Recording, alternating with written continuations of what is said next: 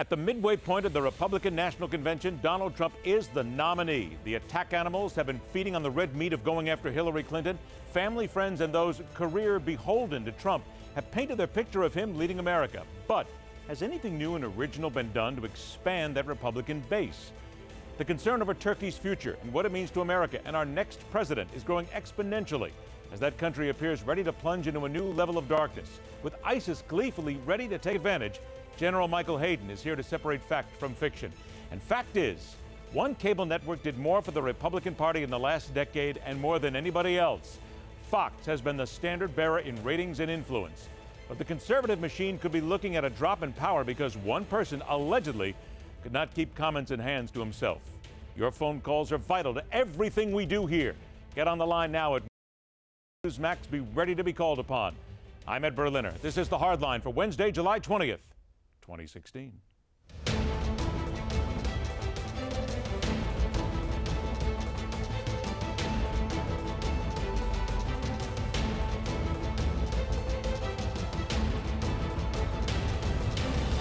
A little over 1 year ago, I announced my candidacy for president, and with your vote today, this stage of the presidential process has come to a close.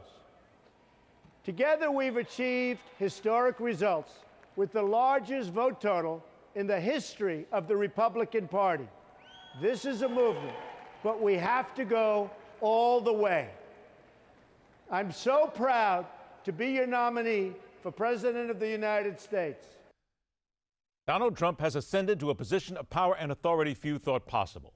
But just because he is the Republican nominee for president does not mean he has everybody behind him, does not mean everybody is prepared to fall in line, and does mean there remains a serious faction of Republicans who are determined to prepare for what they believe is the worst case scenario for their side.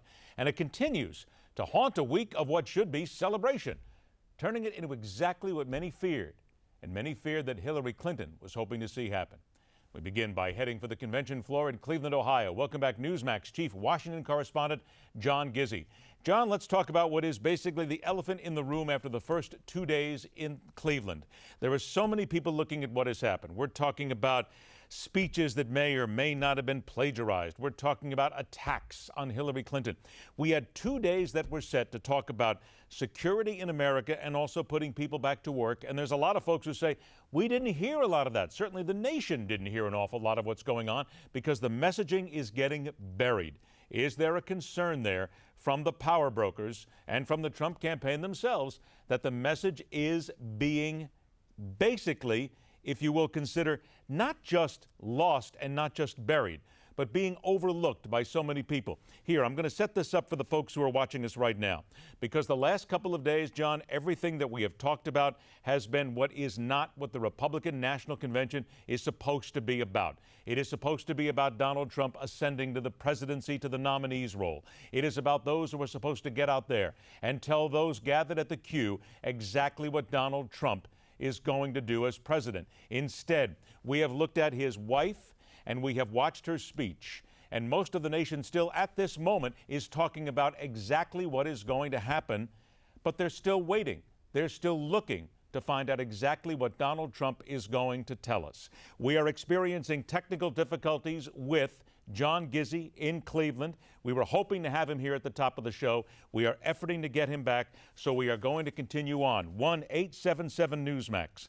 1-877-NEWSMAX. We now have a chance at the top of the show for you to get in here and tell us right now, do you, as a Republican, those of you who are watching this convention here in the first 2 days, do you feel as if the messaging has been there? Do you feel as if the people who have been there, those who have spoken, have they done a good enough job of telling you what this administration is going to be, what it's thinking about being, what it wants to do? And again, let's see if we can look past a lot of the cliches, everybody, because quite frankly, Donald Trump and his people have been hitting us with the same message for a year now. Everybody knows the message, but is it getting out?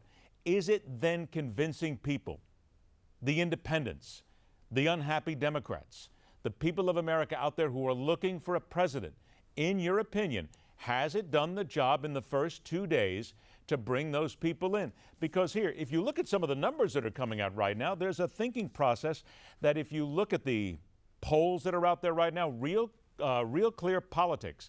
The average has Hillary Clinton leading Donald Trump by about 3 points. And as a matter of fact, there's even a poll out today that talks about the fact that 51% of the Americans are giving President Barack Obama a high approval rating. 51%. So when you look at Hillary Clinton maintaining that national lead, when you're looking at what is supposed to be happening here right now and what we're supposed to be doing, what the Republicans are supposed to be doing, have they made you happy? Have what has gone on in Cleveland, the people who are there right now, spoken to your needs, your wants, and your desires? Now, let's also look at something else that we're going to be talking about as the night goes on, because at 7 o'clock Eastern Time this evening, we're going to kick down to our Republican National Convention coverage. What a lot of people are talking about in Cleveland is Ted Cruz. Ted Cruz will take the stage at the GOP convention tonight.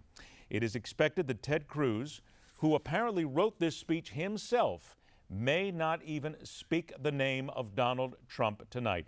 All right, we got John Gizzi back here. Boy, thankfully, we've been able to go ahead and put the string back together between us and Cleveland. So now let's go ahead, pull that string tight, bring him in from the convention floor.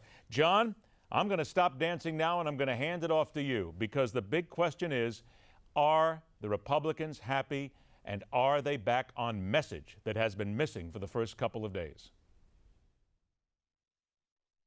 Yes, they are. I'd say they're about as happy as our technicians are about this point now, Ed.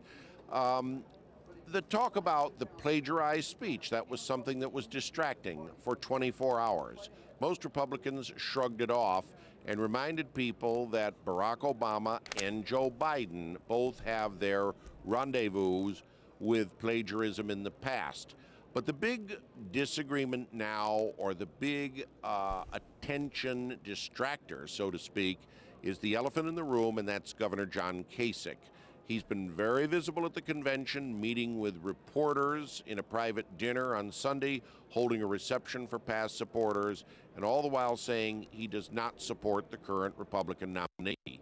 The Pennsylvania delegation, which is solidly made up of Trumpers and Trumpettes, we're going to have him as the speaker for breakfast. Many threatened to let him have it when he arrived with some questions. He canceled at 11 o'clock last night.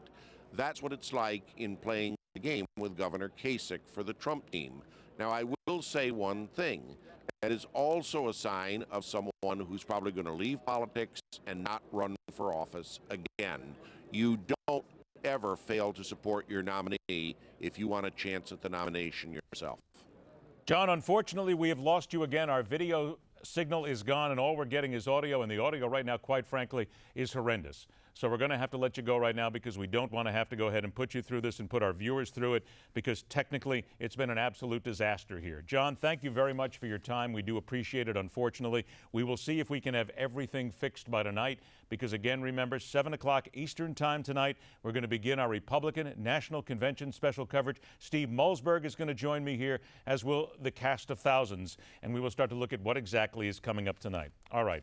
Here's a couple of things that John actually did not have the opportunities to talk about. We mentioned Ted Cruz that's coming up tonight.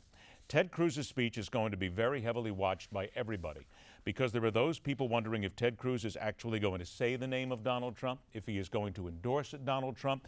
But the thinking process is that what Ted Cruz delivers tonight will be the speech that will set him up for 2020. He has kept a lot of the people that were with him during the campaign with him now and on staff. And the thinking process now is this will be the speech that he believes will launch him into 2020. Many of you will say, well, what's the big deal about 2020? Simply because you are someone who will vote for Donald Trump, and you believe that Donald Trump will win this election and then win the next election. There are those in the Republican Party who are now conducting what many in the media, and very intelligent people, as a matter of fact, who follow politics, are calling a shadow convention. That the people at the hierarchy of the Republican Party are basically telling themselves that we are going to lose this election. That's what they're saying on the inside, and they are preparing themselves to lose 2016 and then go after 2020. That's something we're going to talk about tonight with our guests. The second thing that we should talk about as well is the story that is coming out tonight with regard to John Kasich. It is a story that's starting to make the rounds in a lot of the national media. Apparently, and again, we want to say apparently and allegedly here, because we're just taking it, and this is source material that's coming in. Apparently, according to the stories, Donald Trump's eldest son, Donald Trump Jr., reached out to a senior advisor to Ohio Governor John Kasich one day this past May. The question was very simple. Would he have any interest in becoming the most powerful vice president in history? According to the stories that are making the rounds today, Kasich's advisor questioned how this would be the case. Donald Jr. allegedly explained that his father's vice president would be in charge of domestic and foreign policy. That's when, according to the stories, the advisor questioned what would Donald Trump be in charge of. And according to the story, the casual reply from Donald Trump Jr. was, making America great again. In other words, telling John Kasich's senior advisor that as vice president, the vice president would be in charge of domestic and foreign policy. Donald Trump Jr. now claims that conversation did not happen, but it's getting a tremendous amount of traction in Ohio, in Cleveland, at the Q, and around the country. We're going to talk about that as the night goes on.